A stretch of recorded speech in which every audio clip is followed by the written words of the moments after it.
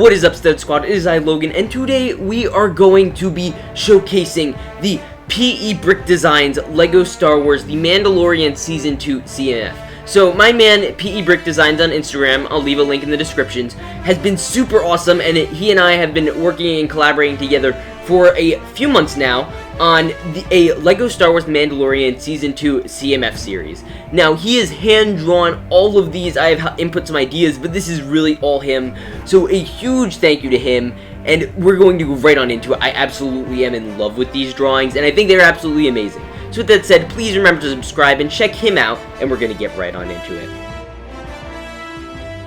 First up, we have Djarin and Grogu.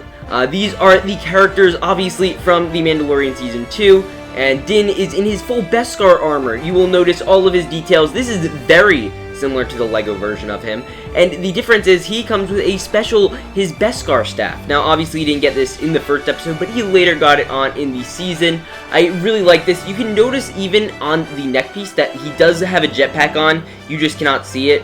And also, you will notice that Grogu's a little different. He has a little bit of a... and I just think it's super cool. You'll also notice he has all his nice intricate designs. It's a little different from LEGO's, but not too far off. I think it looks great, and overall just an amazing figure. And number 2, we have Peli Motto. Now, Peli obviously was the character from The Mandalorian Season 1, and she later had a reappearance in Season 2. Now, her obviously little accessories are the sabacc cards, which are really neat. And she also comes with her accessories, a pit droid. Now, this pit droid is designed based off of the one from the Advent Calendar, the most recent interpretation of the pit droid.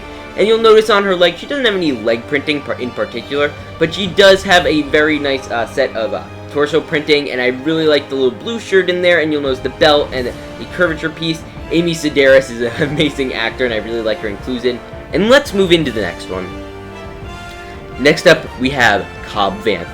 Now, this is Cobb Vanth with his Boba armor on. Now, I think I just love this one. So first off, you will notice he has the blaster with one of the extensions on the Final First Battle Pack blasters, and it gives it this nice tan one, gives it that nice feel that you see in the episode, and I think that was a super neat inclusion. On the helmet, you will see it's very scuffed up, and nothing like we've seen before in LEGO in terms of the degraded design of the Boba Fett helmet. He also has, obviously, his little antenna piece, nothing extremely special there. You'll notice he even has a bit of arm printing you can see on the sides, featuring his, shoulder guards. And on top of that, you go down, you see Boba's armor, which the paint is just completely faded away. And it was the problem we had here, was we wanted to do the scarf design, but we also wanted to do the jetpack, and you couldn't do both, so we made the decision to put the little cloth design printed on, and then we figured that would be what LEGO would most likely do, and then they give him the jetpack. Now, moving down to the legs, obviously, you will notice the belts going down on the lime green pants. I think I like the little kneecap shooter guns, and you'll even notice they have that little detail on there, which is super neat. But let's move into the next one. At number 4, we have everyone's favorite character, Frog Lady. Now, Frog Lady, I like this one a lot. I took this custom face print design, and I actually like it a lot. It's a custom mold. I think it's interesting that we see her in Season 1, actually. You guys can go back and see her. But yeah, anyway, it was funny. When we were going over how to design her, I was like, well, she kind of looks like a mix of Barney and the Geico Gecko, and that's kind of where we took it off from there. PE did an amazing job with the head mold. That was certainly a difficult thing for him to nail down. But then you'll notice, you'll go down, she has her little scarves and robes and everything, and you go down even further, she has midi legs. She doesn't have the tall legs or short legs, just the midi legs. And then you'll notice the canister. I like this a lot. Now, the canister features something like a print on it, I believe we would consider it, almost like a fish tank print. And it obviously comes with all her little eggs, and I think I like a lot, just the build. You have a little bit of a round build, and it's able to be worn as a backpack on her, I believe. And you'll also notice a little control panel and everything, and I just love this character a lot. I think it's very fun. And let's move it to the next one. Next up, we have Bo-Katan Kryze. Now, I don't know about you guys, but I was, I was more shocked about her than anything else. I didn't think she was going to be in The Mandalorian. But when I saw her jump down from that boat, like, that was the coolest thing ever. I'm like, holy crud, it's Bo-Katan. It was 3 a.m., so that was a little loud. This would be a interpretation in LEGO. We know we're getting one later this year, which I am super excited about.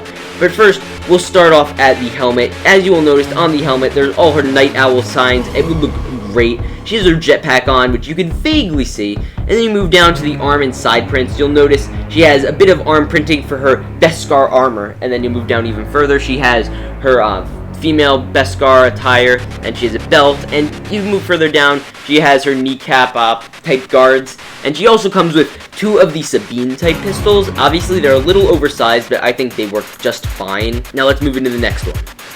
Next up at number 6, we have Koska Reeves. Koska Reeves was certainly an interesting character this season. It's like, I don't get why Axe Wolf was not in the finale, but, you know, whatever.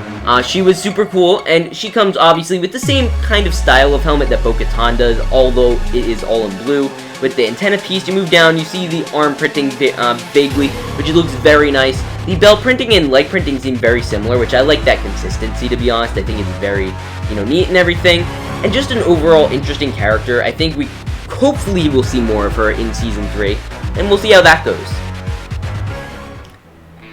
Now, next up at number 7, we have Cara Dune of Alderaan. Now, Cara Dune is a Ranger of the New Republic. I think that the performance by Gina Carano is absolutely amazing, and I think LEGO really did her dirty. LEGO really did her dirty in her Season 1 appearance, and I think this one looks great. So you'll start off with a custom hair mold, which I think looks so much better. With the one side, you'll notice on her facial features, she has her little rebel insignia with a kind of smirk, which I think is very fitting. And you know, she doesn't have any arm printing on this one, which I thought was an interesting design choice, but I think really where it comes down to is the amazing design on the torso. I think it looks absolutely stunning. The way PE was able to capture the design on like almost the grill-like texture on the torso, as well as, you know, that chest plate, and it looks super neat. You move down, she obviously has her belt, and I think the pants look great too. I think that just the whole ensemble looks great. Her accessory is her New Republic badge, which I actually love for her Marshal badge, and she also comes with a pistol. I think the Marshal badge is certainly a nice accessory, and I really can't wait to see her character more in Rangers of the New Republic. Now, next up, we have his only appearance, which was really sad. I hoped we'd see more of him. But Greef Karga at number 8. And I actually like this one. LEGO obviously kind of did him dirty back in the Razor Crest again. LEGO didn't do an amazing job with the Mandalorian minifigures all around, but I think this one is great. Now, obviously, you start off with his hairpiece, nothing's changed there, and then you move down to his headpiece. Now, with this headpiece, he now has his nice little beard, which I actually like a lot, and obviously that was in last season, but I just find it funny how, like, he's been gone like 6 months and boom, hair color change. But anyway, you'll move down and you'll notice he's wearing pretty much the same outfit he did in Season 1. Obviously, this particular design is more detailed than the LEGO version, talking about the leg print. But the difference with him is he has the little overcoat shawl type thing, and you'll see like he has like the black, you know, governor robes, and I just think he looks like a nice esteemed politician, which I just really like. And I like this character, I like the actor, and I think it's just amazing to have Carl Weathers as a Star Wars character. Next up at number 9, we have the Mythrol. Now, I don't like that he doesn't have a name. I wish he did, because like that would be funny. And I thought his inclusion this season was quite interesting. I didn't think he exactly had to be there, but I don't mind him. Nothing too crazy about him. He does have a, I believe, custom head design. I believe so. And you'll move down, he has some nice little fish gills all over his face print. I like that a lot. And then you move down, he almost has like a nice smuggler look. Obviously, this guy is not that exciting in terms of his design. He also comes with a basic pistol. Nothing super special with Mythrol.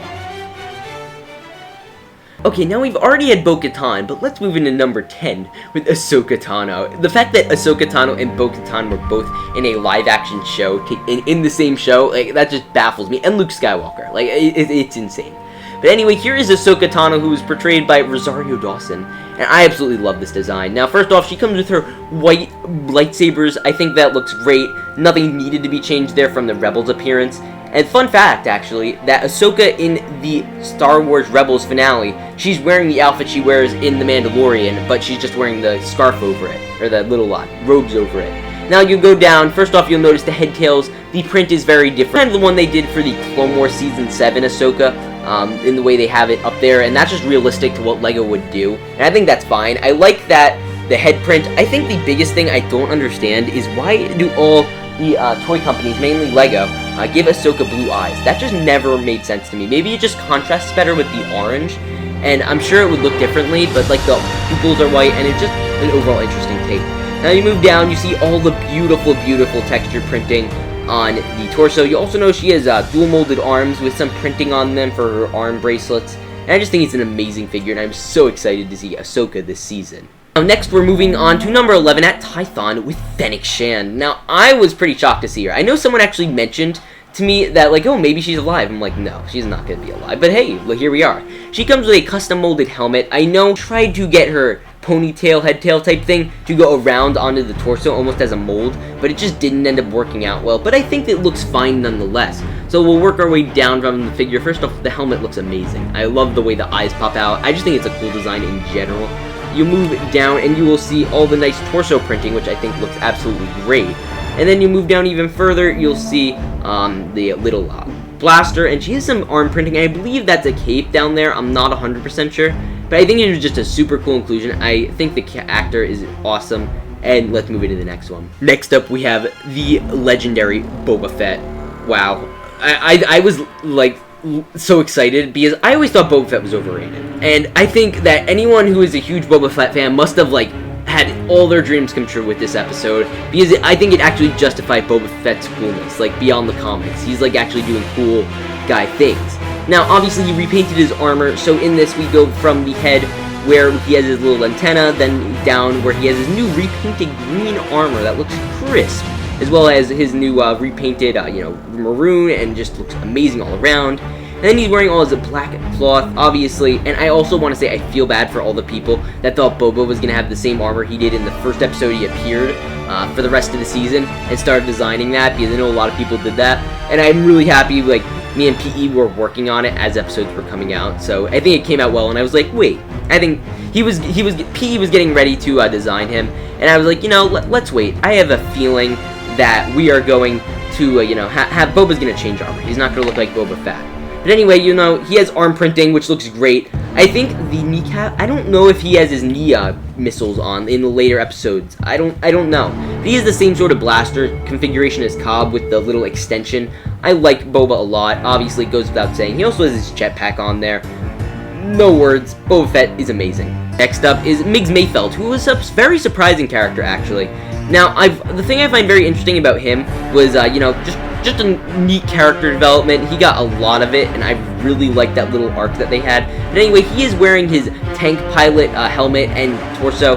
Obviously, he's wearing the helmet right now, and I think it looks absolutely great. So, obviously, nothing extremely special. It's basically the Imperial hover tank pilot, but in gray and with no leg printing. And it comes with a pistol, so nothing extremely special, but I think it was a nice inclusion nonetheless.